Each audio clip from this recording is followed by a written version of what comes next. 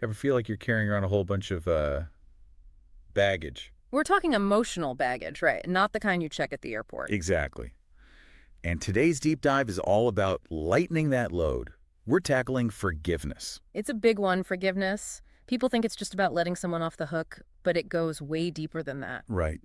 And we dug into some seriously insightful guides on this topic. We found 5 really practical tips that anyone can use, like right now, to start moving past those hurts.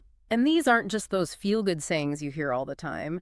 These tips get into the nitty-gritty of how to actually shift your mindset. Yeah, for real. So, first up, you got to acknowledge those feelings, like really let yourself feel the hurt. It's so tempting to just bury those emotions, pretend they're not there. Sweep them under the rug, yeah.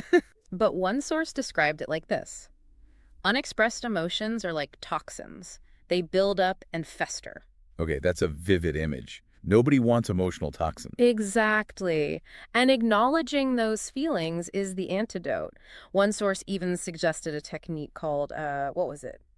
Active emotional labeling, I think. Active emotional what now? So instead of just saying, I'm mad, you get specific. You say, I'm feeling disrespected because of what you said, or I'm feeling betrayed by your actions. Interesting. So you're really calling out those emotions, giving them a name, a face? Yeah, you're shining a light on them. It's harder for those feelings to control you when you do that. Okay, so step 1, acknowledge those feelings.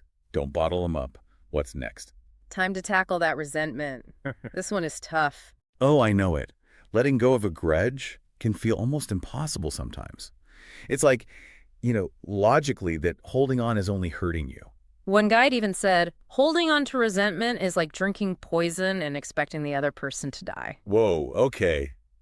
That hits hard. The point is that resentment, it eats away at you. It doesn't affect the other person at all. It's like they threw a pebble at you, and you're holding on to that pebble, letting it weigh you down instead of just putting it down and walking away. And this doesn't mean what they did was okay or that you excuse their behavior. Right. It's not about them. It's about you taking back your power. Exactly. You're freeing yourself from the burden of that past hurt. And that kind of segues into our next tip, which might seem counterintuitive, but stick with me. Okay. I'm intrigued. Hit me with it.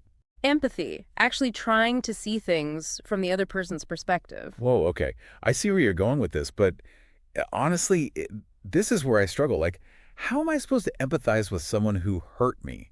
It feels almost wrong. I get it. It's definitely not easy. One source suggested this exercise.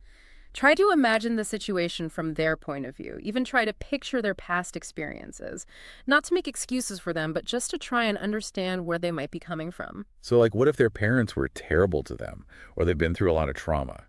It doesn't make it right, but it kind of helps explain their behavior. Maybe. You might never fully understand their actions, and that's okay.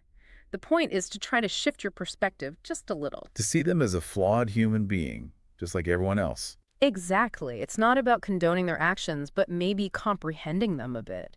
Even a tiny shift can make a world of difference. It's about letting go of some of that anger, right? Which ties perfectly into the next tip. Focusing on the present moment.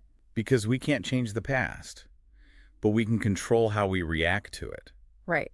One mindfulness expert we read talked about practicing gratitude for what you have in this moment. Not dwelling on what happened yesterday, but appreciating the good stuff you have right now. That's huge. It's so easy to get stuck in that loop of what if and if only. But when you can shift your focus to the present, to what you can control, that's where you find your power. It's about making choices today that create a better tomorrow instead of letting yesterday dictate everything. Exactly. And that brings us to our final and probably most challenging tip, forgiving yourself. Oof. Yeah, that's the big one. We can be so hard on ourselves. We hold on to our mistakes, beat ourselves up for years over things we can't change. And the thing is, we probably never treat someone else that way. We'd offer compassion, but we don't give ourselves the same grace. One source put it perfectly, self-forgiveness is the ultimate act of self-love. Wow, that's really powerful. Because it's about recognizing that you were doing the best you could with what you knew at the time.